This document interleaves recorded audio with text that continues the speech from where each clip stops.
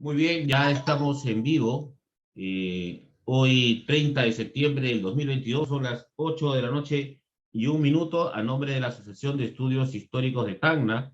Les doy la más cordial bienvenida a todas las personas que se vayan conectando a esta noche realmente importante. Creo que tenemos un invitado especial quien nos va a poder permitir abordar un tema que es realmente hoy controversial en el Perú y seguramente en Latinoamérica. Va a estar esta noche con nosotros el general en retiro y congresista de la República, el señor Roberto Quiabra León, quien nos va a acompañar para conversar, como lo hemos dicho hace un momento, acerca de la actualidad y de la experiencia que él ha tenido a través no solamente del ejercicio de la carrera militar, que lo ha desarrollado desde muy joven, sino también hoy en día a través del ejercicio de su representación política que tiene. Entonces, vamos a estar hoy día, esta noche, con el general Roberto Quiabra León, congresista de la República. Él ha sido además jefe del Comando de Operaciones en la Guerra del CENEPA en el año 1995, y estamos este año, hemos recordado 27 años de aquella gesta. Seguramente vamos a conversar de eso esta noche, y también es escritor de libros como por ejemplo La Seguridad Nacional en el siglo XXI, y este libro que se ha presentado, CENEPA, Misión de Honor. General, ¿cómo está usted? Muy buenas noches. Gracias, buenas noches, Juan Carlos Velarde, gracias por invitarme a participar sobre una parte de nuestra historia que no es conocida en toda su integridad. Muy bien, general. También está con nosotros esta noche, acompañándonos como siempre, Gary Osorio. Gary, ¿cómo estás? Muy buenas noches. Muy buenas noches, Juan Carlos. Muy buenas noches, general. Gracias por esta oportunidad de compartir con esta humilde asociación que lo que busca es generar la conciencia de patria y sobre todo revalorar a los héroes vivientes, como es su caso, y a través de usted también darle un fuerte agradecimiento y saludo a los excombatientes del CENEPA y a los comandos contrasubversivos, que hoy tanto se necesita rescatar para poder poner en valor y rescatar nuestro sentimiento nacional y defender a la patria ante los avatares que viene sufriendo en estas últimas épocas. Le agradezco de antemano su presencia. Gracias, Gary. Muy bien, vamos entonces también dando la bienvenida a las personas que se van conectando a esta transmisión en vivo que tenemos por Facebook. Damos también la bienvenida a las personas que seguramente van a seguir esta transmisión por nuestro canal de YouTube. A todas ellas, como siempre, agradecer, nos ayuden a compartir la presente transmisión, nos ayuden a compartir los videos que se van presentando a través de nuestro canal, y como siempre, pedirles a todos ustedes que durante la presentación pueden ir haciendo sus preguntas para nosotros ir trasladándola finalmente a nuestro invitado. Muy bien, general, estamos a su disposición para que podamos empezar el tema. Muchas gracias. Efectivamente, como yo le señalaba, esta es una parte de la historia que no la podemos olvidar.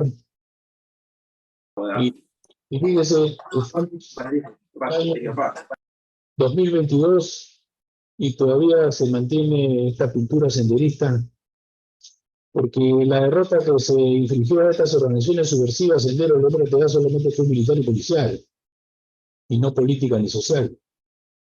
Caso contrario, no tendríamos, por ejemplo, Babadev, que pretendió inscribirse en un partido político, y CONARE, que tiene profesores que todavía estuvieron hasta el 2017 en el sistema educativo enseñándole a nuestros jóvenes qué cosa es lo que había sucedido entre el 80 y el 2000.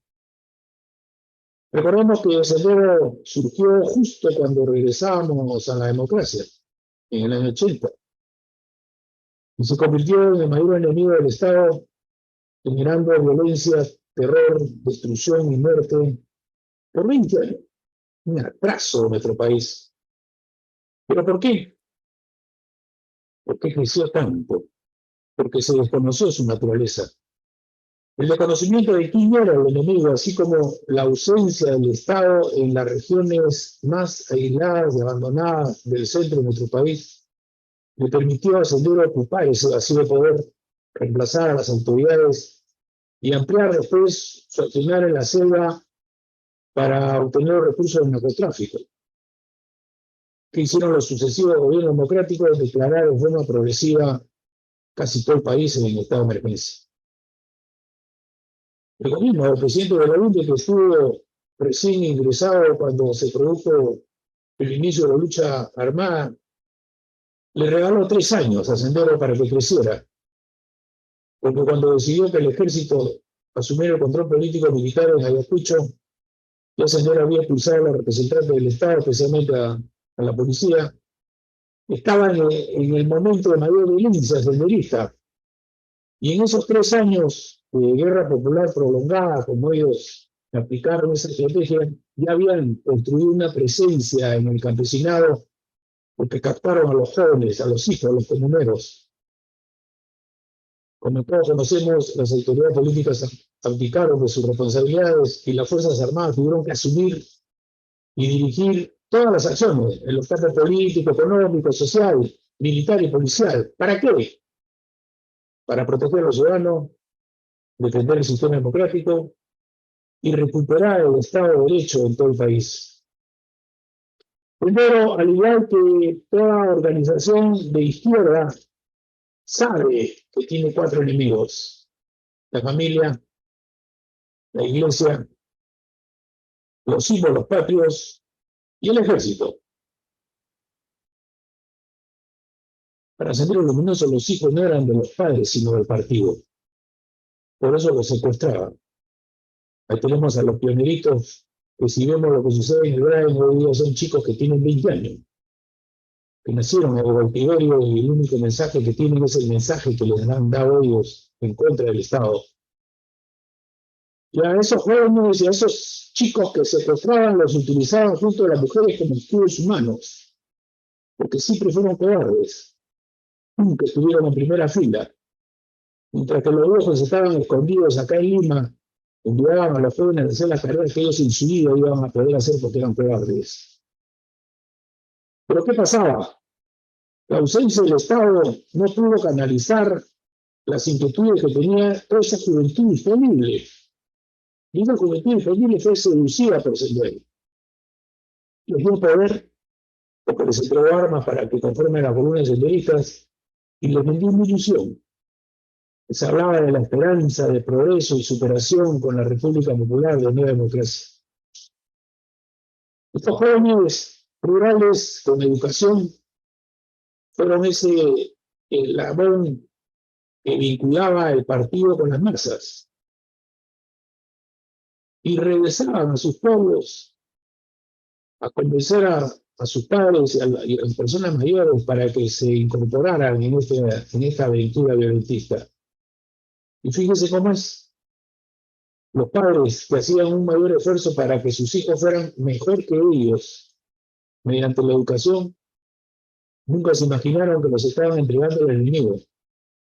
Porque Sendero Luminoso es la única organización subversiva en el mundo que empleó gran parte del magisterio para el adoctrinamiento y lavado de cerebro en los colegios, en las academias, en las universidades. Pero no podemos olvidarnos de la otra organización subversiva que fue el MRTA. El MRTA que en 1987 ya incursionaba en el departamento de San Martín, tuvo una gran facilidad para crecer ahí. Ahí formó su Frente Nororiental, el mayor frente que tenía el MRTA en el Perú. Y se presentaban como los únicos que combatían al injusto sistema político. Y ejercían poder de atracción entre los jóvenes, entre los marginales, entre los que no tenían oportunidades. Y al ser del mismo departamento, los que formaban parte del MRTA tenían el apoyo de las poblaciones. A diferencia de la fuerza del ejército, que eran vistas como fuerza foránea porque los oficiales éramos de la costa y los soldados los teníamos de Ucayali. ¿Cómo cambió? ¿Cómo se logró levantar esa?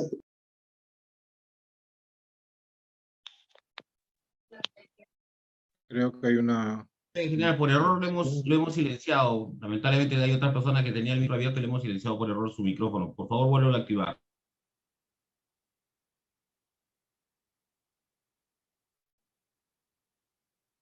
Todavía sigue apagado el...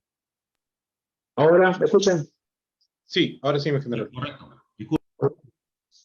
Entonces le decía que el MRTA tenía todas las ventajas de crecer y de influir positivamente en los jóvenes, especialmente en los que no tenían oportunidades, en los marginados, y al ser de la misma zona, tenían el apoyo de las poblaciones, porque eran sus hijos los que formaban parte del MRTA. Y como señalaba, los oficiales éramos de la costa, los soldados venían de Loreto y Ucayali, había un temor de captar soldados de los mismos departamentos, San Martín y Huánuco, en lo que era en esa época Fuerte Guayaba, por el temor a que se infiltrara. Pero hicimos un cambio en el 93 y se creó el Centro de Entrenamiento de Reclutas en el Sauce. Y la captación del personal ya comenzaba a ser de la misma localidad de San Martín, donde actuaba Sendero, el MRTA. Y es así que el MRTA se quedó sin el apoyo de la población, porque ya eran los hijos de esa familia los que ahora vestían el uniforme de la patria para combatirlos. Vemos nosotros que los jóvenes, los perdimos, los jóvenes nos los ganaron. Yo le pregunto si ahora, en 2022, estamos cuidando a nuestros jóvenes para no perderlos como en los años 80. Yo le pregunto, cuando se le dice a los jóvenes qué fue lo que sucedió entre el 80 y el 2000, los jóvenes no saben lo que sucedió o tienen una verdad diferente. Es porque le regalamos la educación a los profesores que eran de Tenares. Recién en el 2017 se dio una ley que prohibía que los profesores sancionados por la justicia por terrorismo no formaran parte del sistema educativo. Y sí, 7 años los hemos regalado a los profesores de Tenares. Fácilmente los hemos vuelto a regalar. No aprendimos nada. No aprendimos nada de por qué creció el señor del MRTA. El otro enemigo que tiene estas organizaciones de extrema izquierda es la iglesia. Un miedo que le tienen a la solemnidad que hacen los padres los domingos en la misa. Porque no quieren tener jóvenes con fortaleza espiritual que sepan distinguir entre el bien y el mal. Y porque los que no creen en Dios y son ateos consideran que el perdón y el arrepentimiento es una cuestión religiosa. Por eso que nunca ellos han pedido perdón. Nunca se han arrepentido. Ninguno. Ni de los que continúan adentro, ni de los que comenzaron a salir. Y porque para los extremistas de izquierda, lo mejor es tener un joven vulnerable, alejado y sin afecto de su familia y sin valores. El otro enemigo que tienen son los símbolos patrios, que es lo que nos unifica. Nos quisieron cambiar la blanquirroja por un traje rojo con la hoz del martillo. ¿Para qué? Para que perdiéramos identidad. Y después, ¿qué? Nos iban a vender ellos su símbolo y seguramente su religión. Y el cuarto enemigo al que le tienen más miedo es al ejército, porque es el pueblo en armas. Porque son los hijos del pueblo de 17, 19 años los que los enfrentaron y los derrotaron militarmente. Y a los que no pudieron captar masivamente. Porque esos jóvenes fueron leales a la institución y leales a su patria. Jóvenes que hasta el día de hoy no hemos aprendido a valorar. Jóvenes con los cuales existe una indiferencia y una ingratitud. Nos hemos olvidado quiénes son los que nos dieron la paz. Y la paz fueron dada por nuestros mismos hijos, por los hijos del pueblo, que se deben sentir muy orgullosos de tener su diploma, su medalla en la sala de su casa. A ellos les tenemos un enorme debo de gratitud. Hasta ahora no somos gratos con ellos. El ejército derrotó militarmente a Sendero en el campo con el hostigamiento permanente de sus elementos armados y lo desarticuló con la instalación de bases permanentes en los locales que los mismos pobladores cedían, como los colegios de la flota médica que estaban vacías por el miedo.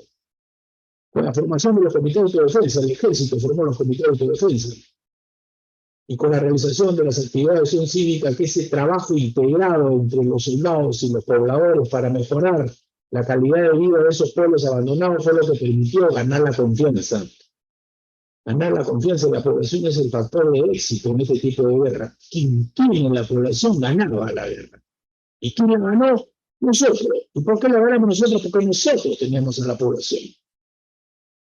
El ejército fue el único elemento integrador, porque era la única presencia del Estado. Un Estado ausente en zonas aisladas, y se puede imaginar, los años 80 no había carretera, no había un medio de comunicación, en esa época no había internet, no había celulares. Había un solo mensaje, la violencia, una sola opción, sendero, un solo enemigo, el Estado. Con esta estrategia integral que se empleó con el elemento armado y con la presencia en los poblados, se originó pues un arrepentimiento masivo de los emergentistas y una deserción masiva de los senderistas, que hoy día están en el grave.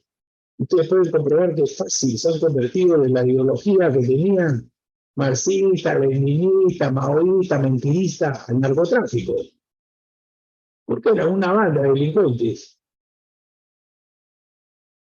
Hay que conocer que para analizar a Sendero Luminoso tenemos que analizarlo en función de la ideología que ellos tenían. Y Sendero tenía que dar saltos cualitativos. En la parte militar tenían que pasar de la guerra de guerrillas, que actuaban ellos con pequeños grupos móviles, a la guerra de movimientos. Es decir, ellos tenían que dar ese salto cualitativo de ser grupos guerrilleros pequeños, de pequeños efectivos que actuaban, emboscaban y socorrían, a tener una fuerza capaz de enfrentar a unidades tipo batallón del ejército. Y después dar otro salto cualitativo para la guerra de posiciones cuando tuvieran esa capacidad de poder realizar ataques simultáneos, ocupar ciudades. Y eso es lo que nunca lograron. Si nosotros hacemos una comparación, aunque guardando las diferencias con Colombia, vemos que en Colombia sí lograron ellos tener una capacidad militar, un ejército guerrillero popular. Tomaban ciudades, tomaban los cuarteles, capturaban al comandante, hasta el último soldado, y los tenían ahí de prisioneros. Sendero Luminoso después de 12 años solo tenía alguna base de apoyo. Rechazaban la presencia del ejército y las comunidades organizadas por el ejército, los comités de autodefensa. Entonces, vemos nosotros que nunca llegaron ellos a establecer un ejército guerrillero popular, es decir, nunca llegaron al equilibrio estratégico como vendían. Eso solamente existía en los documentos senderistas y en la imaginación de Ismael Guzmán, que prendido en Lima no tenía ni idea de lo que sucedía en el campo. Pero como les señalo, solo lo derrotamos militar y policialmente. No lo derrotamos políticamente. Caso contrario, no tendríamos pues ni mover ni con nadie. ¿Y por qué? ¿Qué pasó? Recuerden ustedes que llegamos al año 2000, retorno a la democracia. Nuestro país había estado hackeado por 20 años por la violencia subversiva y también hubo un problema en la institucionalidad a partir del 92, que requería un liderazgo político para desarrollar dos ejes estratégicos. Una de la guerra a la paz, después de 20 años de guerra contra la subversión, y el otro que hacer una reforma del Estado. Pero no se hizo. Los protagonistas de la transición del 2000, con lo único que se pusieron de acuerdo en echar la culpa al ejército, a los militares, de todo lo que había sucedido y que se regresen a sus cuarteles y no salgan nunca más. Hoy ya tenemos a los soldados en las calles y nadie quiere que regresen a los cuarteles. Hasta para la seguridad ciudadana quiere que actúen. No se reestructuraron las instituciones y no se fortaleció las instituciones básicas de la sociedad como es la familia y la escuela. No se aplicó un sistema de justicia para ver cómo sancionábamos a los cabecillas subversivos, especialmente el MRTA. Con ellos no han sido tan drásticos como con los militares. Ellos que hicieron secuestros, asesinatos masivos, coches bombas, no les aplicaron la cadena perpetua. No se diseñaron programas de recuperación de los arrepentidos, de los retornantes, normas de conducta y comportamiento. Ni tampoco se previó qué hacer con aquellos que iban cumpliendo su condena. Y ahí los tenemos. Al frente de los frentes de defensa que se oponen al desarrollo, especialmente a la minería en nuestro país. Y tampoco hubo una preocupación por consolidar la victoria militar, especialmente en la zona más golpeada por el senderismo, lo que hoy conocemos como Brain. Ante la ausencia del Estado, lo tocó Sendero El ejército lo sacó a Sendero y tenía que ser ocupado por la presencia política, económica y social del Estado. No se hizo y ese espacio ha sido ocupado hoy día ¿por quién? Por el narcotráfico. Narcotráfico que es el motor de la violencia que sufre nuestro país. Otros que se vieron desfavorecidos por la inacción de los gobiernos son los organismos generados de Sendero, Movadez, CONARE. Ellos están en una ofensiva contra el Estado. Ellos están logrando, al tener la cultura y la educación, captar nuevos adeptos con los jóvenes.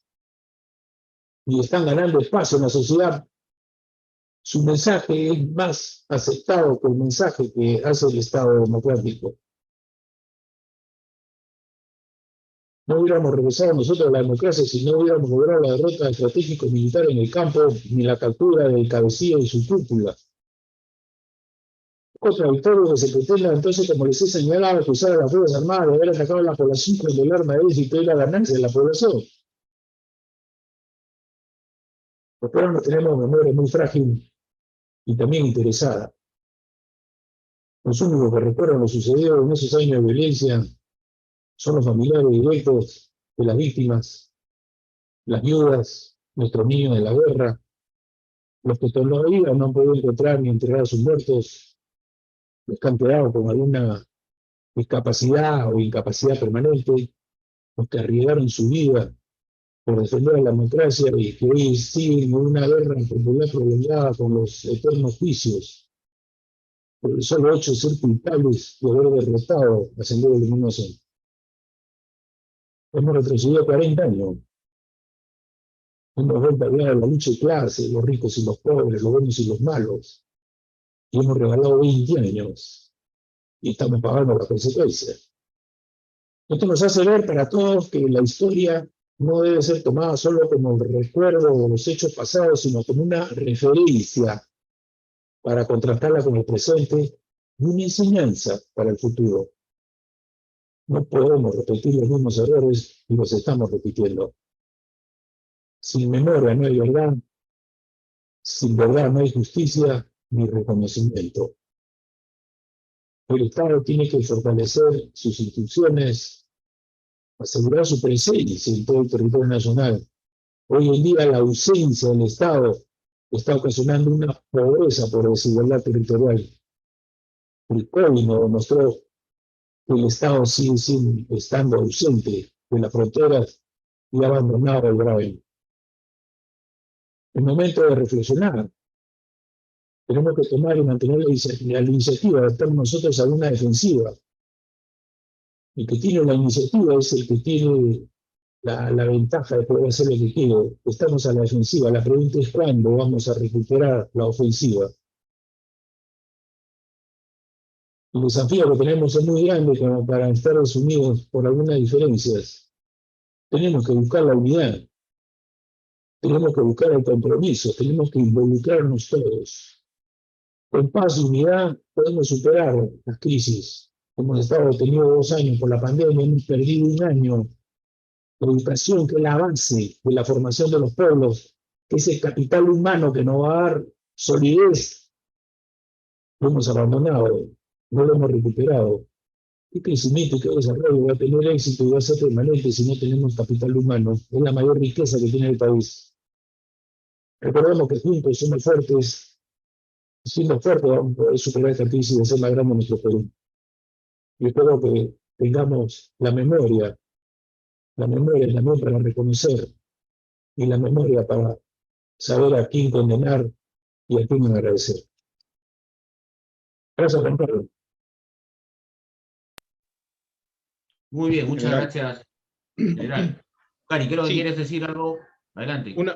Una pequeña consulta al general en cuanto a que ahora nos encontramos bajo un mismo enemigo con 3 ejes, ¿no? Tenemos la izquierda que ustedes conocían cuando le enfrentaron en la época del terrorismo, y tenemos una izquierda rosadita o amariconada que también busca los mismos objetivos de destruir la familia, la unidad nacional, la soberanía. Y por otro lado tenemos una izquierda mal llamada progresista, que ellos se autodominan como centro, que también busca los mismos objetivos. ¿Cuál debería ser el rol de quienes nos preocupamos de generar patria para poder combatir este flagelo, y al igual de evitar que se sigan infiltrando en las universidades, en los colegios, como viene siendo hasta la actualidad, ¿no? Que vemos que mucha presencia marxista es dañina para el desarrollo de una conciencia cívica y una visión estratégica del Estado, se viene dando de manera tan impune, ¿no? Mira, como yo he señalado, acá hay dos instituciones que tenemos que fortalecer y no debilitar. Una es la familia. Preguntémonos nosotros cuándo la familia se ha convertido en una enemiga de la sociedad. Hoy día hablar del padre, la madre y los hijos es decir que eres un retrógrado del siglo XIX. Eso es lo que buscan, pues. Buscan la vulnerabilidad de los jóvenes. Entonces, cuando los jóvenes no tienen afecto en su casa, son vulnerables. Cuando los jóvenes viven en barrios de baja calidad y tienen problemas al interior de la familia, el primer efecto es la deserción escolar. Y los chicos se van a la calle. Y si vives en un barrio de baja calidad y te encuentras con chicos en tu misma situación, de ahí no van a salir abogados, médicos. Y ahí son vulnerables a ser captados por la delincuencia, a ser captados por el narcotráfico. Entonces, lo primero que tenemos que hacer es la responsabilidad de los padres. Yo creo que hoy en día es mucho más difícil ser papá que lo que era antes. Hoy día hay muchas cuestiones externas, empezando por las redes sociales, porque cuando no había redes sociales, la influencia de las redes sociales, la influencia de toda esta ideología que piensa ridiculizar nuestras tradiciones, porque lo que buscan es ridiculizar nuestras tradiciones, que son la sociedad, la familia, la escuela. El otro modo es la escuela, los profesores, la importancia que tienen los profesores en la formación de los chicos, porque ahí los formas como buenos ciudadanos. Porque cuando ya llegas a la universidad, ya en la universidad ya es una defensa que tú tienes que hacer. Porque hoy día, en la globalización que estamos viviendo, hoy día vivimos en un mundo individualizado. Aquí te tratan por lo que eres y por lo que sabes. Y la educación y los conocimientos es lo que te permite defenderte. Pero ya la parte moral, la parte de los afectos, la parte de los principios, la parte de los valores, ya los adquiriste en casa. Lo que adquieres en casa no lo pierdes. Se refuerza como buen ciudadano en la parte colectiva en las escuelas. Entonces tú tienes el papel importante de los padres y los profesores. Yo señalo que si nuestros jóvenes han sido incluidos por los profesores de CONARE, las preguntas que tienen dónde estaban los padres y los hermanos mayores, que no le dijeron a sus hijos lo que había sucedido en el 80 del 2000. Entonces no le echemos la culpa a nadie, le echemos la culpa a nosotros. Ser papá hoy en día es una responsabilidad. Además del amor que debes tener con la persona con quien te casas, tienes la responsabilidad de formar los hijos. Y eso no es verso. Eso hay que hacerlo. Hay que saber. Hay que saber enfrentar cómo cuando los hijos van creciendo, cómo lo van perdiendo. Lo van perdiendo con los amigos, con los profesores, con otros mismos. Y hoy día los pierdes de las redes sociales. Porque hoy día no hay una conectividad entre los chicos. Tú ves, los chicos se reúnen para celebrar un cumpleaños y cada uno va con su celular. Hay una ausencia. Estamos perdiendo esa integración. Entonces, por ahí reforcemos nuestras instituciones básicas. Muy bien, tenemos una pregunta de don Carlos Barreto Quiroga. Dice, no, muy buenas noches, señores de la institución, y buenas noches, señor general. Quisiera saber a qué se debe que en los centros educativos no se enseñe historia del Perú como en los años 80 y 90. Y esta pregunta está vinculada un poco a la que yo también quería expresar o plantear. Usted habla mucho, muy correctamente de la familia y de la educación, pero parece que el giro de la educación está algo equivocado. Estamos yendo por el lado incorrecto, ¿no? Hoy no se habla de historia, hoy no se revaloran los símbolos patrios, hoy no se conocen a nuestros héroes. La juventud hoy solo habla de reggaetón y de cosas totalmente equivocadas, y encuentras en las redes sociales que muchos educadores e incluso autoridades universitarias y demás, lo único que hacen es ensalzar un mensaje equivocado. O sea, ¿cuál es el camino que nos toca seguir para corregir un poco el tema de la educación en el Perú? Fíjense, el tema de la educación se presenta también conversar con gente en México y Colombia, por hablar de dos países cercanos a los nuestros. También se ha abandonado la historia. O sea, que no no es, pues, no es una política aislada, no es una política de nosotros, es una política general para tener a la ciudadanía desinformada. Pues. Esa es la ciudadanía vulnerable, no son los ciudadanos vulnerables. La última vez escuché yo unos periodistas que le preguntaban a unos jóvenes escolares quién es el caballero de los mares. ¿Sabe quién decían? Aquaman. Entonces, tú dices, ya, si los jóvenes de hoy dicen que Aquaman es el caballero de los mares, el patrón de los mares, ¿de quién es el problema? Del profesor, pues. Porque los profesores hay que evaluarlo. A mí me daría vergüenza que uno de mis alumnos dijera eso. Entonces, nos han quitado la historia, nos han quitado la geografía, la han metido entre los cursos sociales, el contenido de los libros parece que lo hicieron el enemigo. Entonces, vemos nosotros que la fortaleza que debe tener nuestro país por parte del arma individual que es la educación nos está fallando en los profesores y nos está fallando en lo que enseñamos, ¿no? Yo creo que ahí está una de las causas, porque tenemos una juventud, además de conocer, a veces no está captando la gravedad del momento. Sí, es correcto, ¿no? Gary, adelante, Gary, adelante. Quería hacer una consulta. Mire, en el tema de difusión de historia, nosotros estamos buscando, como pequeña organización que busca revalorar la historia de Tacna, nos enfrentamos a un problema muy grande, que es que el Ministerio de Cultura, quien debería ser quien fomente estas actividades de promoción de la historia, el Ministerio de Educación, lamentablemente están muy cargados de una ideología absurdista, ¿no? Y que llena de idiocia a la población. Entonces, a veces confrontar hechos históricos que nos van a permitir construir una identidad nacional es muy complicado. Se hacen enfoques divisionistas como el indigenismo por el indianismo, el tema del enfoque de género sobre la familia, la religión como un enemigo prácticamente de opresión y de destrucción de la sociedad. Cuando todos estos elementos, como son la familia, la patria y la fe, son lo que son el eje vertebral de un buen ciudadano, de una comunidad. ¿Qué se podría hacer desde la sociedad civil, desde las autoridades, para reenfocar esto y poder dar una salvaguarda a lo que necesitamos como nación?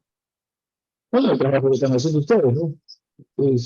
Son una pequeña asociación que seguramente debe crecer, especialmente en Tacna, ¿no? Nadie puede dejar de reconocer que Tacna tiene una importancia histórica en la vida de nuestro país. Esto no pasa porque el Ministerio de Cultura, desde que se creó, es un desastre. Miremos todos los ministros de Cultura que han pasado por ahí, cuál es su interés.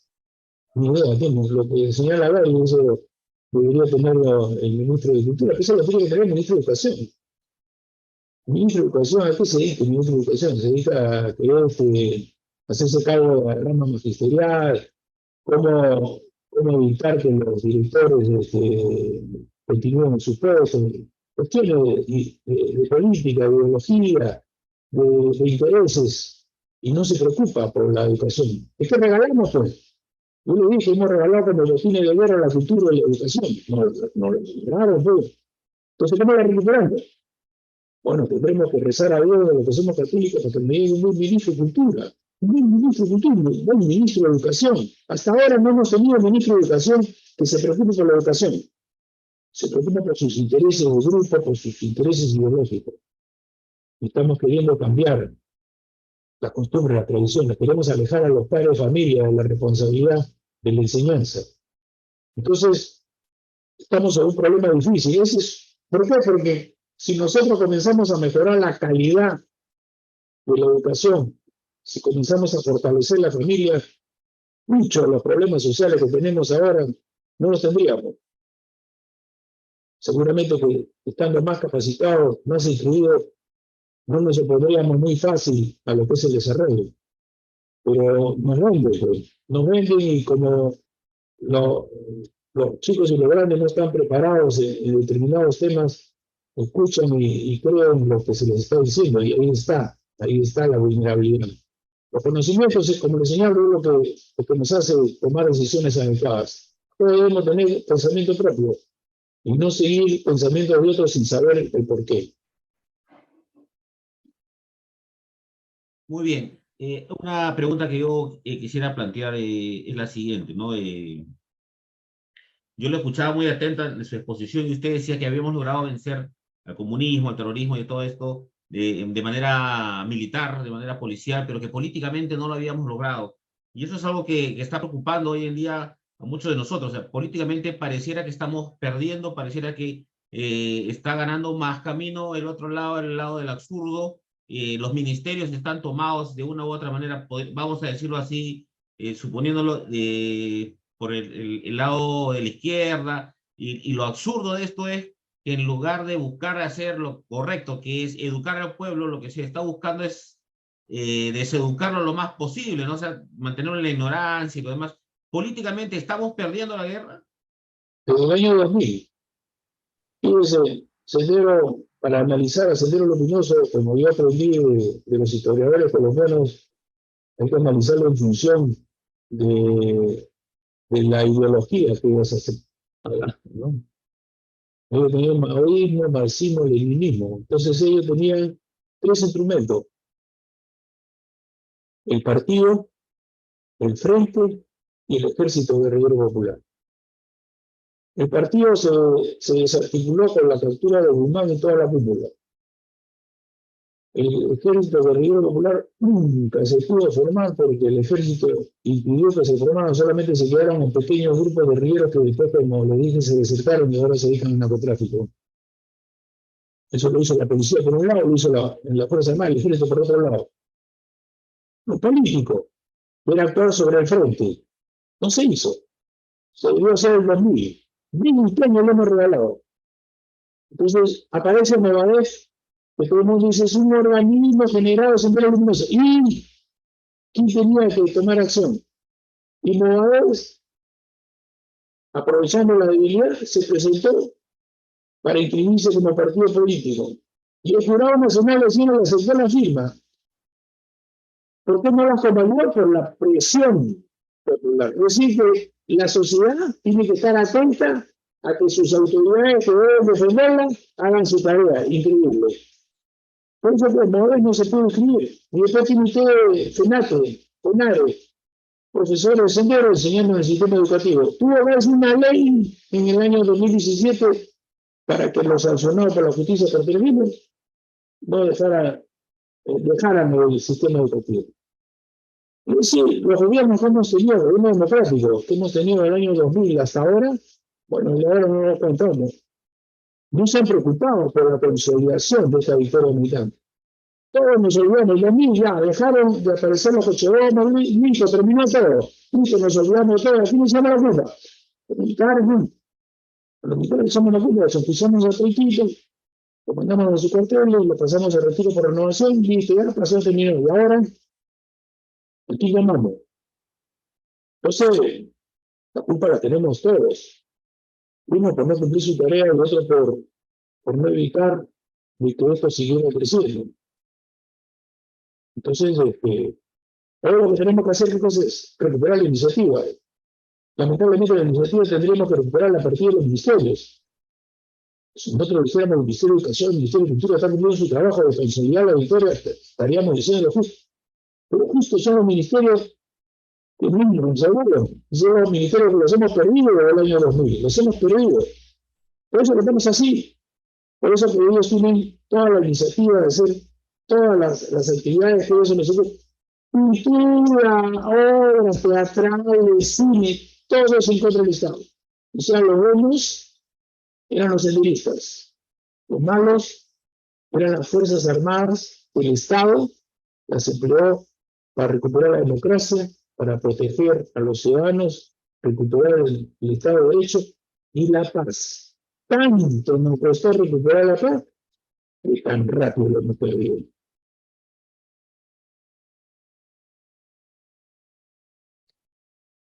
En efecto, hoy parece que esto de creer en Dios, en la patria y en la familia, parece ser un absurdo. Uno tiene que bajar la cabeza a veces para defender las cosas como las debemos que defender, porque la sociedad está viviendo un sentido contrario a lo correcto, usted lo acaba de decir.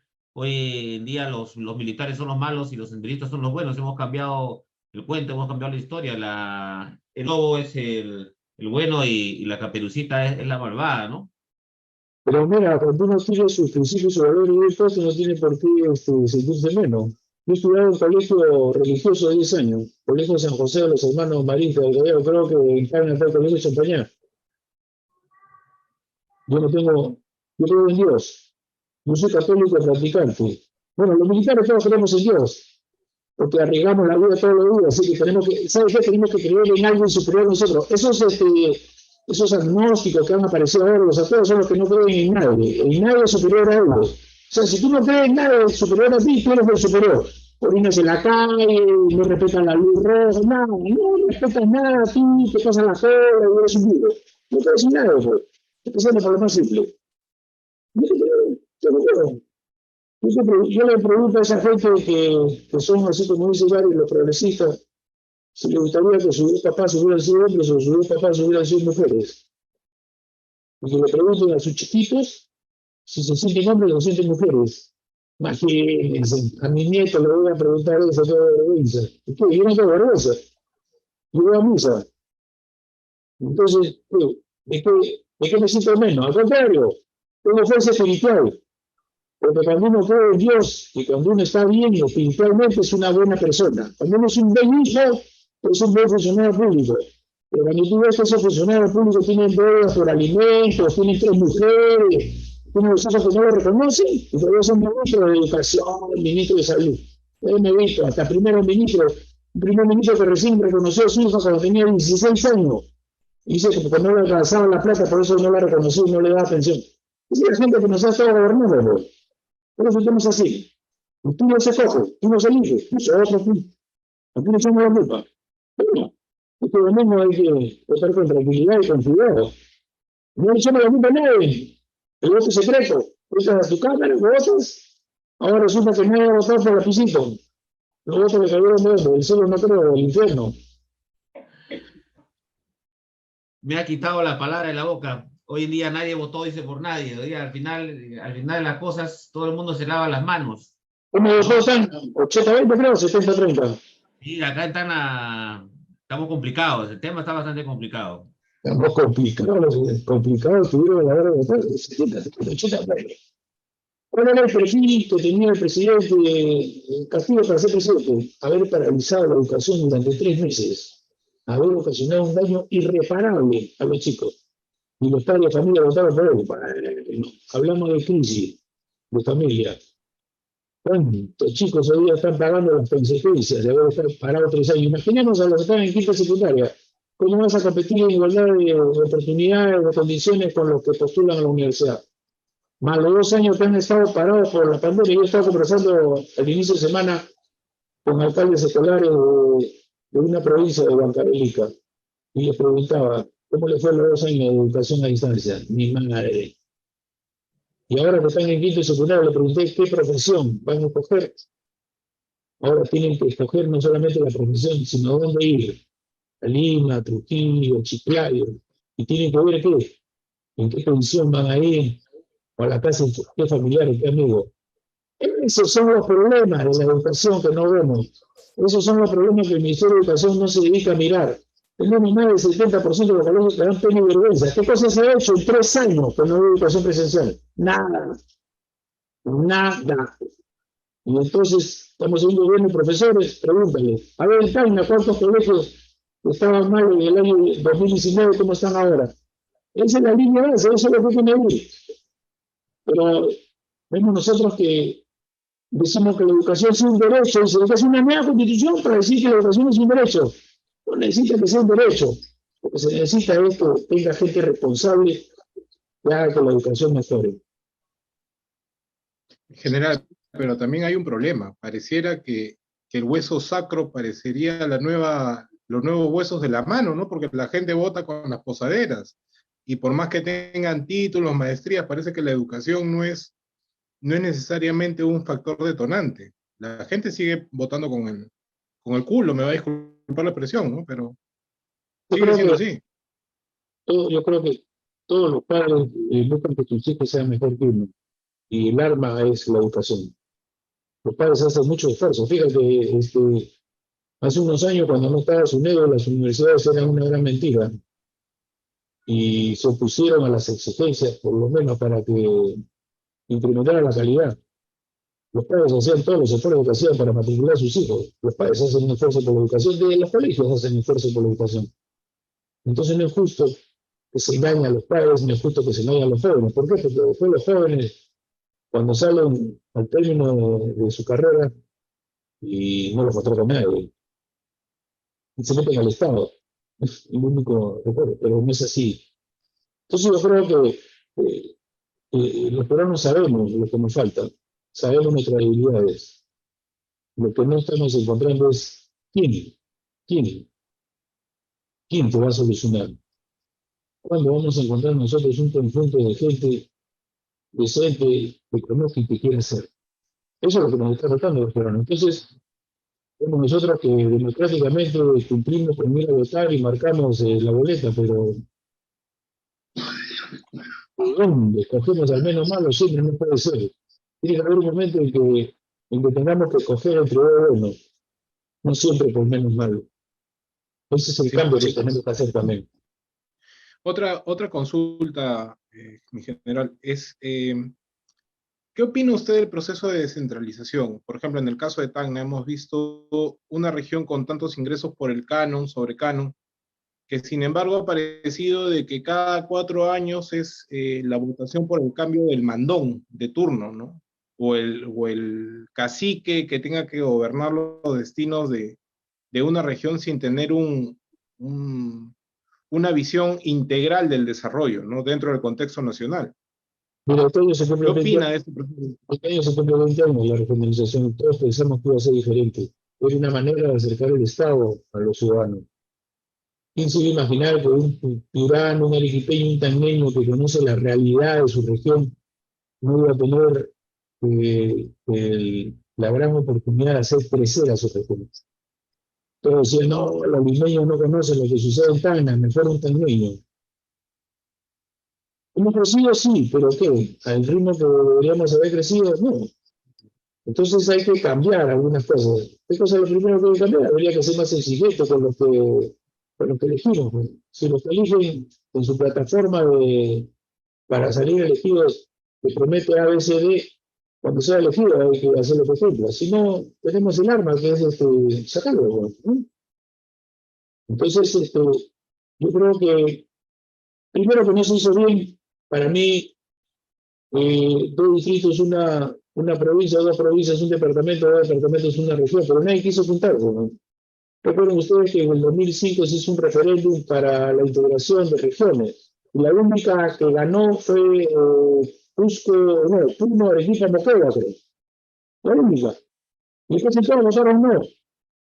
Entonces, vemos nosotros que en vez de consolidar nuestro territorio y tener unas 10 bases de regiones más fuertes, Salomón, 25 regiones. Pero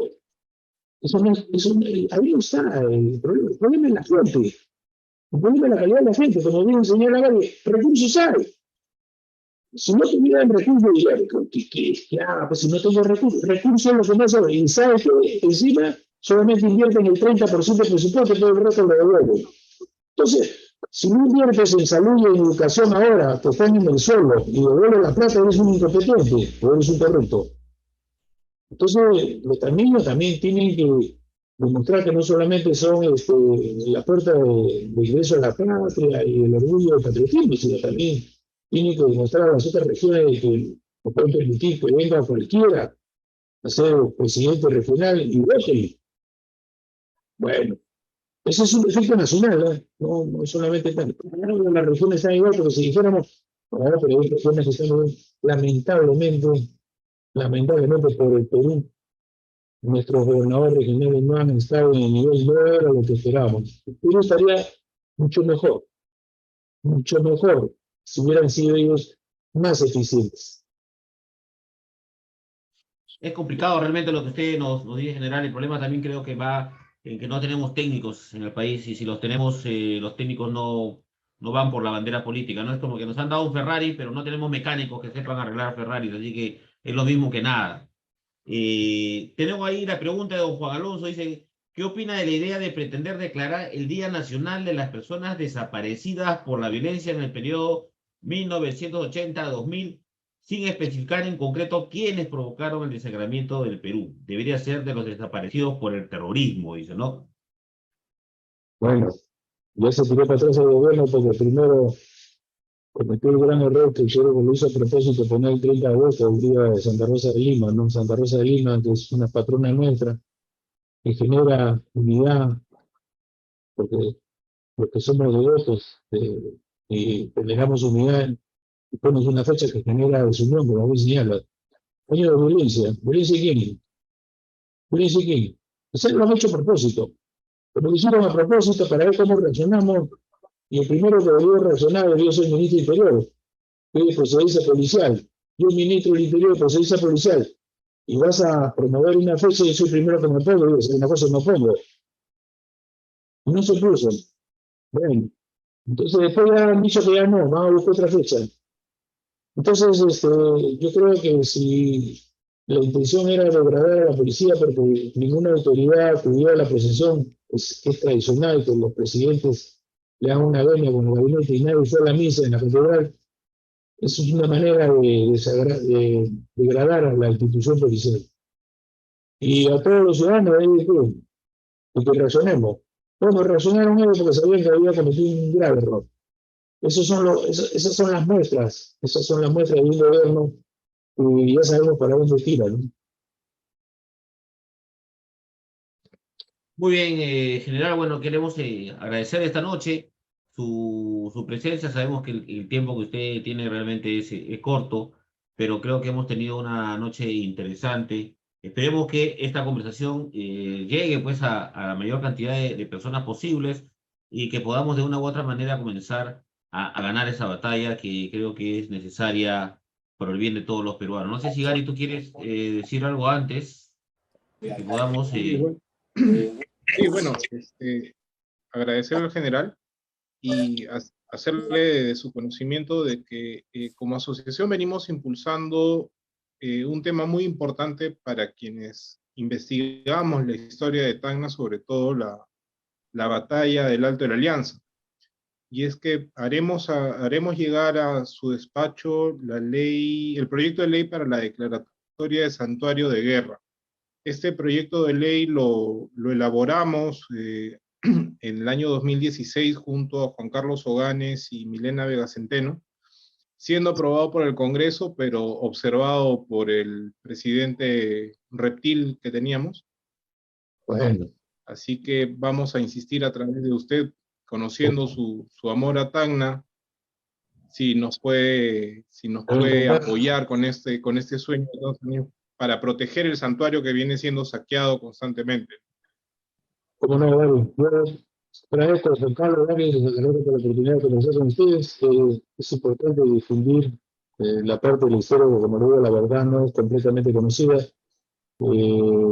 Y preguntarnos si nos estamos cuidando a nuestros jóvenes. Que no nos lo roben tan fácil, ni a los niños ni a los jóvenes.